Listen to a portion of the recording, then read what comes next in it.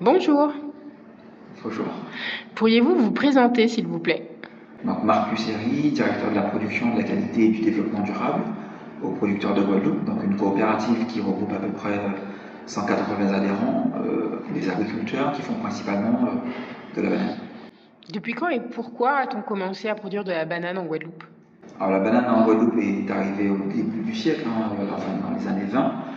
Initialement, elle a été introduite comme culture de diversification des cultures de cacao et de café, et aussi de plantes amies en fait, pour amener de l'ombrage à ces cultures. Et elle a vraiment pris un essor, commencé à prendre un essor en 1928, à la suite d'un cyclone qui avait fortement endommagé pas mal de plantations de cacao et de café.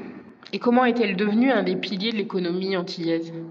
Bon, le cacao et le café étant des cultures à cycle très très long, donc la banane qui s'était implantée à l'époque pour remplacer ces cultures-là dans la partie basse terre,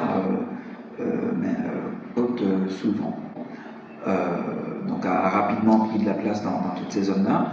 Ensuite, l'essor a continué avec le déclin de la canne à sucre dans les années 50-60 sur la côte au vent.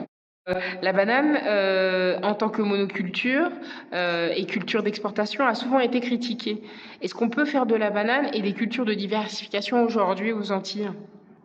Alors oui, elle a été très critiquée pour un usage important de produits phytosanitaires.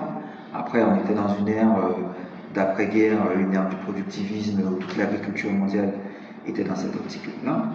Et aujourd'hui, on voit très bien qu'on peut faire effectivement la banane hors d'un système monocultural. En fait. Donc on peut très bien diversifier l'agriculture aux côtés d'une culture forte comme la banane, même si 90-95%, je crois, de sa production est à viser du marché métropolitain. Alors, on peut effectivement faire un système diversifié aux côtés de la banane.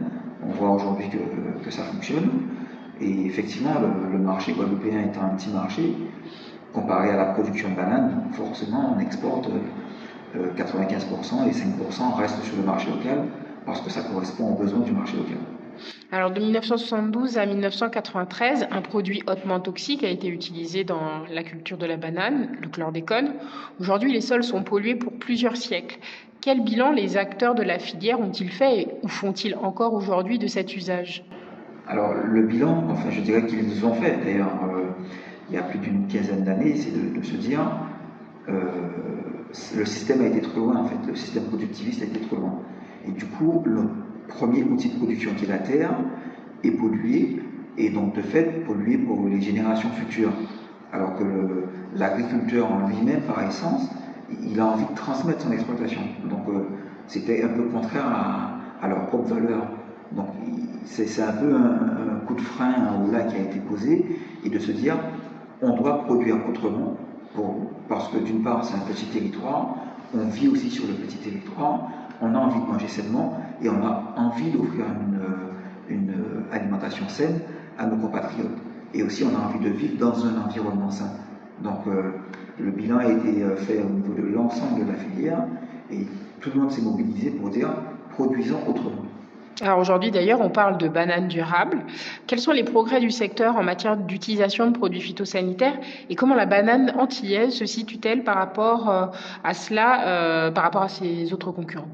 Alors, on a vu qu'on a réduit effectivement de plus de 70% l'usage des produits phytosanitaires. Mais en dehors de cette réduction, ce qui est important aussi, c'est, je dirais, qui est dans un deuxième pilier, c'est toute la partie vie du sol qui a été mise en place par nos agriculteurs. C'est-à-dire, pour mettre de la matière organique, séquestrer le carbone, parce qu'on parle beaucoup du bilan carbone.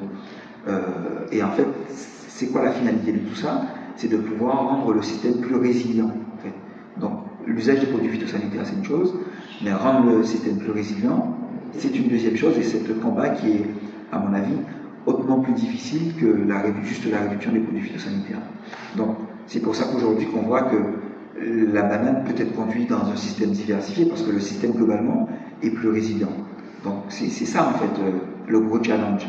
Et le gros challenge de demain, pourquoi c'est un gros challenge? Parce qu'on veut arriver à produire aussi une banane bio. Donc c'est tout là l'enjeu en fait de ce système résilient. Et comment travaillez-vous alors à rendre ce système plus résilient? Qu'est-ce que vous faites concrètement? En fait, justement, introduire de la diversité dans le système permet d'être résilient. C'est-à-dire, on a d'abord introduit des plantes de service. Maintenant, on va plus loin en fait. On introduit des plantes patrimoniales et aromatiques, du cacao, du café, des fruits à pain. Donc c'est bien ça, toute cette association qui fait qu'aujourd'hui, on arrive à pouvoir mieux lutter contre l'ensemble des parasites et ravageurs sans avoir recours à du chimique. Marcus Herry, je vous remercie. Merci à vous.